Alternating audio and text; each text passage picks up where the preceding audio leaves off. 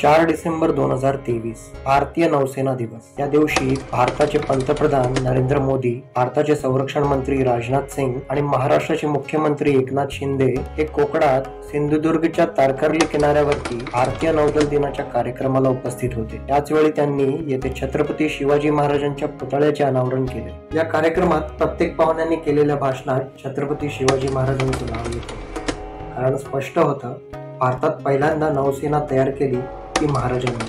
पोर्तुगीज, इंग्रज, Dutch, Spanish आणि सिद्धी यांनी आपल्या आरमाराच्या जोरावर भारताच्या किनारपट्टीवरती आपले आधिपत्य स्थापन केले आणि यांच्या विरुद्ध जर आपल्याला स्वराज्य टिकवायचे असेल तर आरमार सिद्ध करणे हे गरजेचे होते। हे महाराजांनी हेरलं। 1657 मध्ये महाराजांनी आपले आरमार बांधण्याचे काम सुरू केले। या आरमाराची माहिती वाचत असताना काही किल्ल्यांची नावं समोर आली। यात एक होता वसईचा किल्ला आणि दुसरा होता घोडबंदरचा किल्ला। महाराजांनी कल्याण भिवंडीजवळ कुठेतरी उल्हास नदीच्या खाडीत आपल्या नवीन आरमाराचे बांधकाम सुरू केले आणि मजेची गोष्ट म्हणजे हे आरमार बांधत होता एक पोर्तुगीज माणूस आणि त्याचा मुलगा, त्याचे नाव रुई व्हिएकेश। या आरमाराची पहिली तुकडी तयार झाली। उल्हास नदी ज्या ठिकाणी येऊन अरबी समुद्राला मिळते तेथे पोर्तुगीजांचे 2 प्रमुख किल्ले होते, एक म्हणजे वसई आणि दुसरा घोडबंदर। ते आरमार जेव्हा खुल्या समुद्रात येथून उतरेल तेव्हा त्यांच्या तोफा जहाजावरती धडाडणार हे नक्की होते। त्याकरता महाराजांनी तत्कालीन वसईच्या कॅप्टनला पत्र लिहिले, मी दंडा राजपुरीच्या सिद्धीच्या विरोधात हे आरमार उभे करत असून त्याला कोणत्याही प्रकारे त्रास होता कामा नये। ही गोष्ट वसईच्या कॅप्टनने गोव्याच्या व्हाईसरॉयला कळवली आणि ती त्याने पोर्तुगलला आपल्या राजधानी लिस्बनला कळवली। महाराज आणि पोर्तुगीजांमध्ये झालेला हा पत्रव्यवहार आपल्याला पोर्तुगीज कागदपत्रात मिळतो। यावरून हे स्पष्ट आहे की छत्रपती शिवाजी महाराजांनी आपले हे पहिले आरमार येथूनच समुद्रात उतरवले। आपल्या आरमाराच्या जोरावर अवघ्या जगावर राज्य करणाऱ्या या पोर्तुगीज सत्तेला आव्हान करत मराठ्यांचे नाही तर या भारताचे पहिले आरमार वसईच्या खाडीतून खुल्या समुद्रात उतरले। हे आरमार वसई आणि घोडबंदर या दोन्ही किल्ल्यांनी पाहिले असावे। त्यातील हा घोडबंदरचा किल्ला तर माझ्या राहत्या घरापासून अवघ्या 2 किलोमीटर अंतरावरती आहे।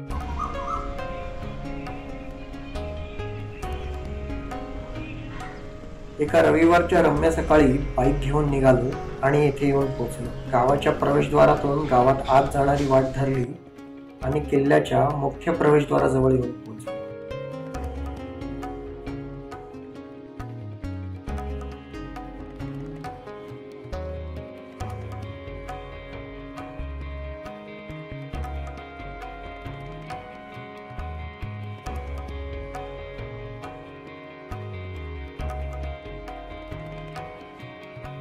एक सुंदर कमानींची भिंत ओलांडून समोर असलेल्या गार्डन मध्ये पोहोचलो आणि बाजूला हे पाण्याचे टाके दिसले आणि वर होता एक मोठा टहळणी बुरुज।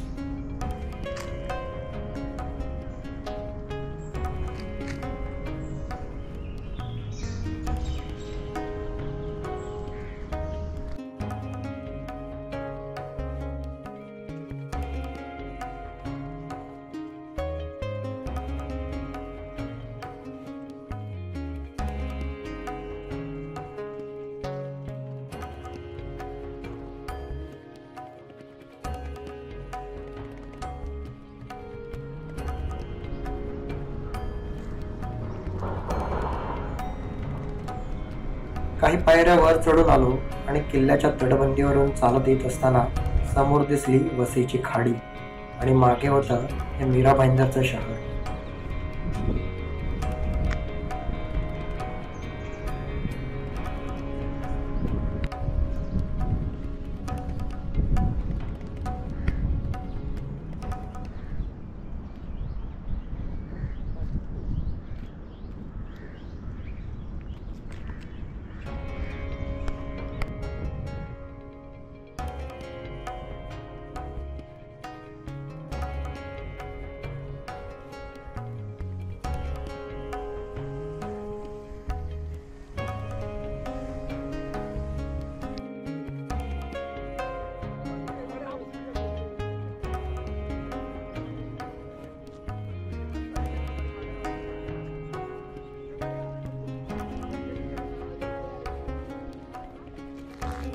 समोर होणारा सूर्योदय टिपण्यासाठी ड्रोन फ्लाय केला।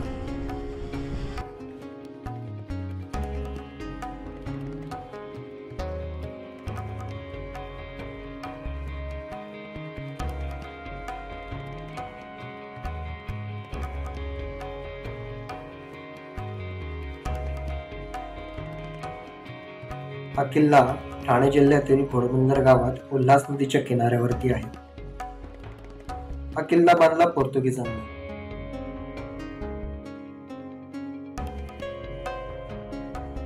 इसवी सन 1530 मध्ये पोर्तुगीज ठाणे येथे आले. त्यावेळी या भागाला साष्टी म्हणून ओळखले जात असे. त्यांनी इसवी सन 1550 मध्ये या खाडीजवळील डोंगराळ भागात हा किल्ला बांधण्यास घेतला. पण सध्या अस्तित्वात असलेला हा किल्ला पूर्णपणे इसवी सन 1730 मध्ये बांधून झाला.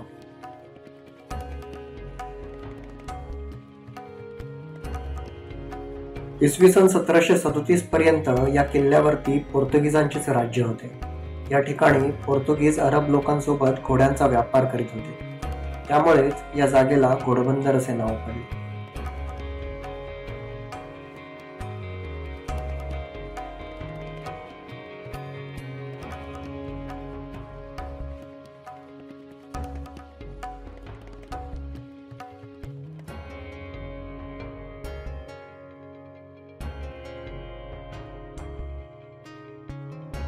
इसवी सन 1672 मध्ये शिवाजी महाराजांच्या सैन्याने या किल्ल्यावरती हल्ला केला.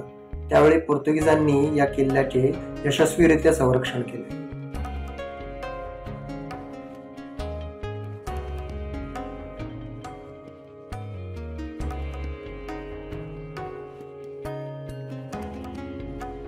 सतराशे 1737 मध्ये चिमाजी अप्पांनी वसईच्या स्वारीवर असताना हा किल्ला जिंकून घेतला.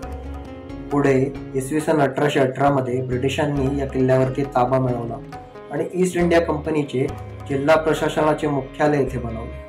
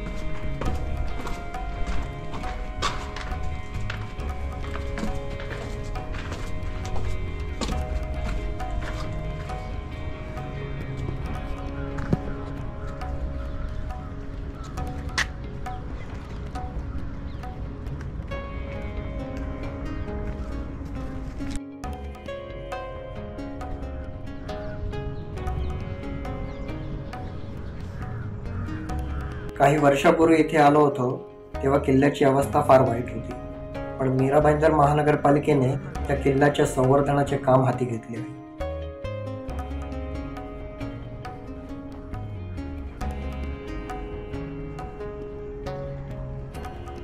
किल्ला पाहून झाल्यानंतर एक गोष्ट मनात आली की इतिहास जर जवळून पाहायचा असेल तर तुम्हाला दिल्ली आग्र्याला जाण्याची गरज नाही. कारण आपण जिथे राहतोय तिथूनच पाहायला सुरुवात करा. काळाच्या ओघात जीर्ण झालेल्या या वस्तू आपला इतिहास स्वतःच सांगायला लागतील. जर तुम्हाला जंजिराचा सिद्धी आणि जंजिराच्या किल्ल्याबद्दल अधिक जाणून घ्यायचं असेल तर मी बनवलेला हा व्हिडिओ तुम्ही पाहू शकता.